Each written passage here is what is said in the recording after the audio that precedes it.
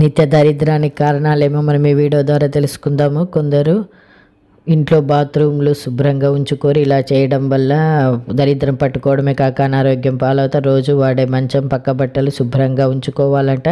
మంచాన్ని ఉదయం మాత్రమే శుభ్రపరచాలి. కొందరు తాము తినగలిగిన దానికంటే ఎక్కువగా పెట్టుకొని వదిలేస్తుంటారు. ఇలా చేయడం వల్ల ఎప్పుడు పేదవారిలాగానే ఉంటారు. తిన్న తర్వాత ప్లేట్ అయితే అలాగే ఉంచకూడదు. వెంటనే కడగకపోతే అసలు మంచిది కాదు. ఉమ్ముని ఎక్కడ పడితే అక్కడ ఊయడం వలన లక్ష్మీదేవి ఇంట్లోకి రాకుండా వెళ్ళిపోతుంది. దరిద్రం తాండవిస్తుంది. ఇంటికి ఉత్తరంలో నల్లటి వస్తువులు ఉంటే అది నెగిటివ్ ఎనర్జీని తెస్తాయట.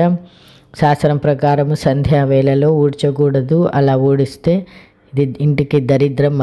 మద్యపానీయాలు ఇంట్లో పెట్టుకోకూడదు. ఇలా చేయడం వల్ల లక్ష్మీదేవి ఇంట్లో నుంచి వెళ్ళిపోతుంది. బయట నుండి ఏ విధంగా అయినా డబ్బులు వస్తే మీ భార్య చేతికి ఇచ్చి అవసరాన్ని బట్టి అవి తీసుకోండి. ఈ విషయంలో ఏమిటి అని భార్యను అడగకండి. అలాగే బయటకు వెళ్ళే ముందు పొరపాటును కూడా ఎక్కడికి ఎందుకు ఎప్పుడు వస్తారని అడిగితే వెళ్ళే పనిలో భర్తకు ఆటంకం ఏర్పడుతుంది. వయసులో ఉన్న ఆడపిల్లలు ఖచ్చితంగా బొట్టు గాజులు ధరించండి. దీనివల్ల పెళ్లి తర్వాత మంచి గౌరవప్రదమైనటువంటి కుటుంబం లభిస్తుంది. ఈ వీడియో నచ్చితే తప్పకుండా లైక్ చేయండి.